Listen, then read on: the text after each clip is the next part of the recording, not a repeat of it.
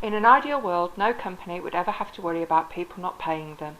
You would never have any late payers or problems with bad debt, but unfortunately, in the current financial climate, this isn't the case. More and more companies are experiencing issues in collecting money they are owed, and in some instances are having to employ the services of expensive debt collection agencies or solicitors. There are a number of avenues you can take yourself to minimise your risk to bad debt, but should all of the normal practices fail, you can use the government website Money Claim Online to take court action against them. This is a quick and easy way to issue legal proceedings against both companies and individuals, and is ideal for debts up to £5,000. This process has been used here at head office over the years with some considerable success. Once you have registered the process of issuing, it takes very little time, around 15 to 20 minutes, but there are a few pointers that should assist you.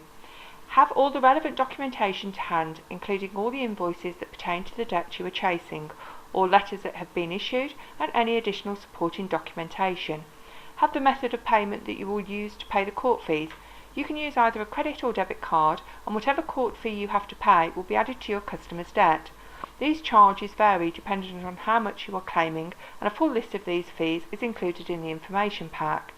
If you are charging interest on the money you are owed, calculate this prior to the start of the process. The calculation is quick and easy to do, and full details are again in the information pack.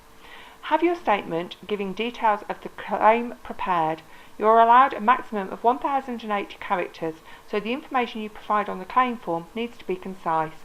It is very useful to quote the relevant clauses of the rental agreement or your terms and conditions that you believe your customer is in breach of, as ultimately this is what they have signed and agreed to.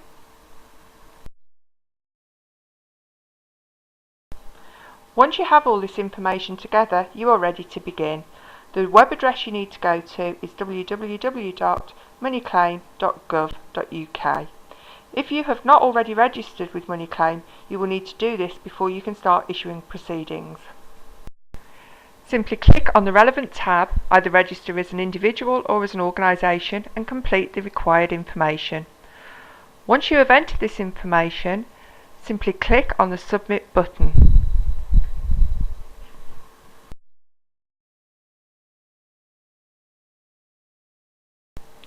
Once registered, make a note of your Government Gateway account number, as you will need this to log on in the future. A copy of this will be sent out to you in the post. From this point on, you are known as the claimant, and the company or individual owing you the money is known as the defendant. Now that you have your Government Gateway number, you can start issuing proceedings.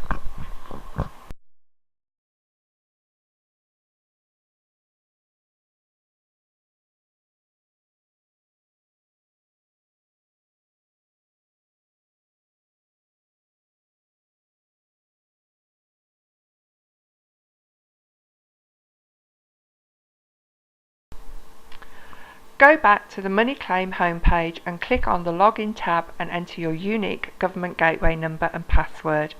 You then click on the Begin New Claim tab.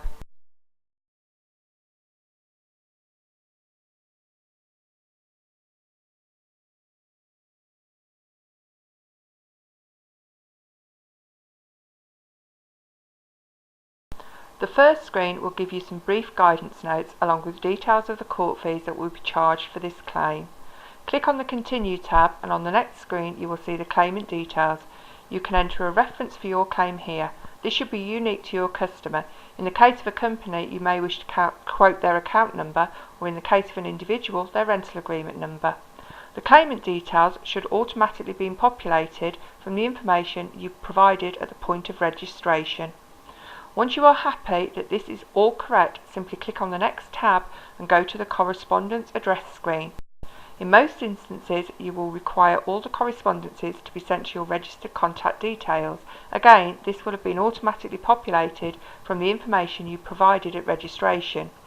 If for any reason you require correspondences to go to an additional address, simply put a dot in the Add Correspondence Details and complete accordingly.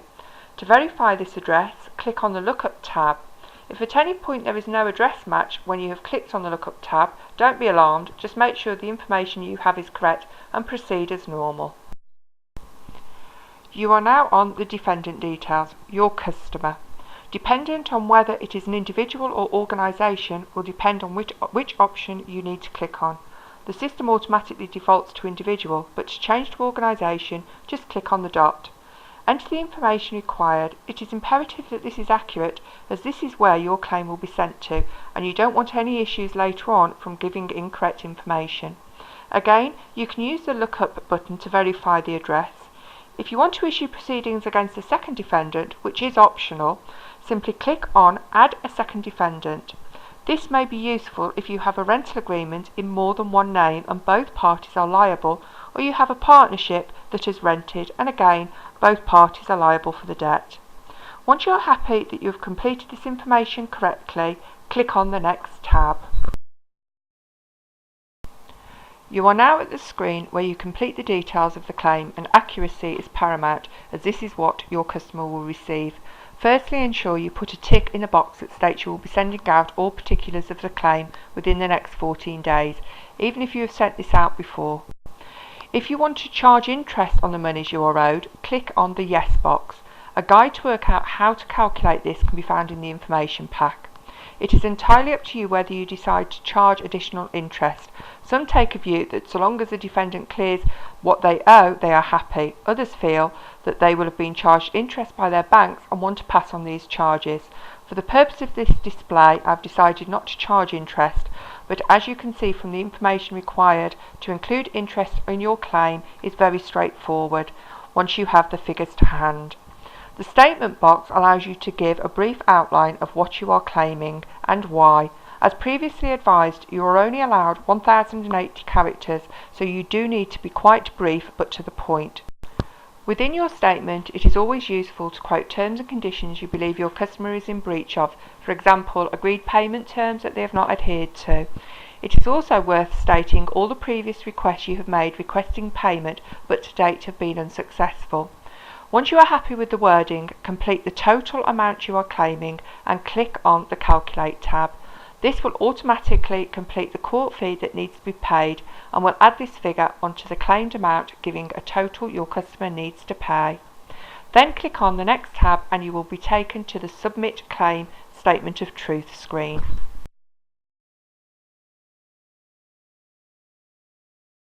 At this point, simply tick the box to confirm you have read the guidance and enter your name in the signed box. Click on the Next tab, which will take you to the payment screen.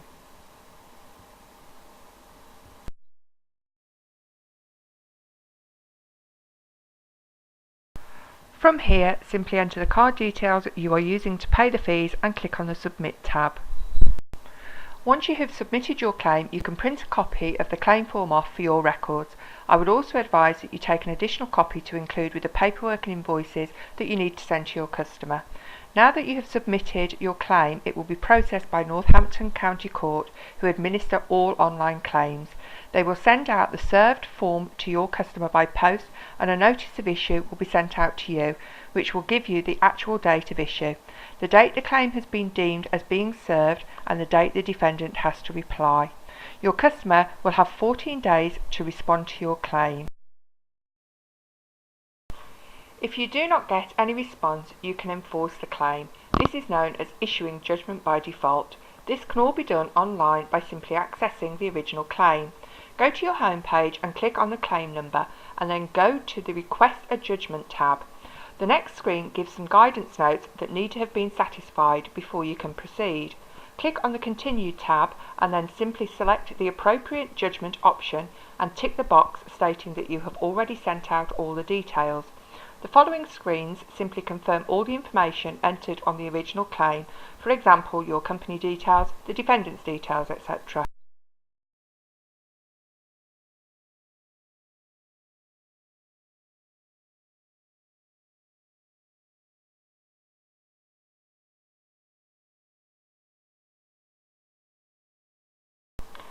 The next screen, named as Judgment Details, is where you enter how you want the claim to be paid. I would always recommend that you select either immediate or in full by a date no longer than 2 weeks. Should your customer then fail to make this payment, you can take the claim to the next stage. I would only ever recommend allowing your customer to pay in instalments if you are confident they will be able to maintain these on a regular basis.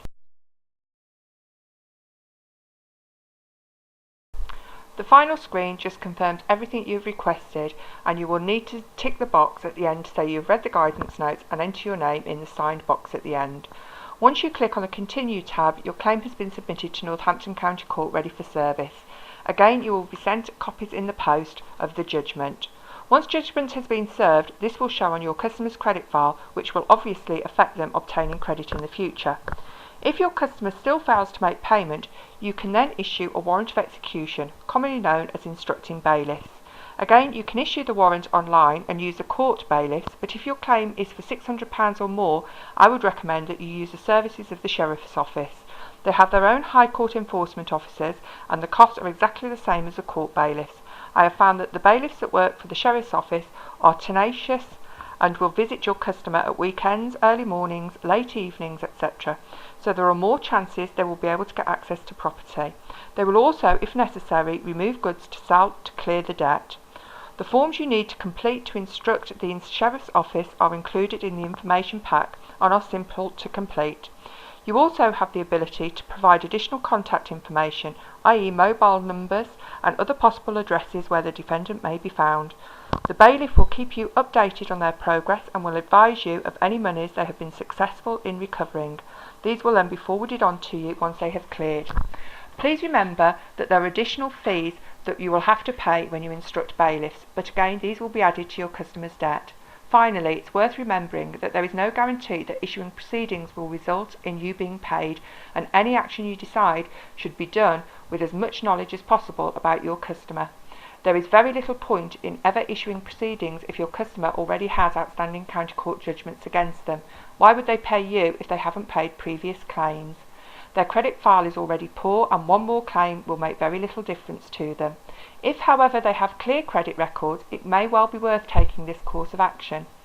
You may also want to look at all the paperwork you are going to rely on if this claim goes to court, i.e. not signed, charges that have been disputed and you have not resolved the dispute. Again, you may want to consider whether legal action would prove to be beneficial. If your customer issues a defence to your claim, you can no longer use the online process to proceed with the claim. From this point, your claim will need to be processed on a manual basis. Should this be the case, you will receive paperwork directly from the court, and normally included will be a brief description of the defence your customer has issued. At this point, you will need to ascertain whether you feel this defence would put your claim in jeopardy. If you are confident that you have followed all the correct processes and have the correct paperwork to substantiate your claim, you may decide to continue with the process, and ultimately this may involve you having to attend a court hearing.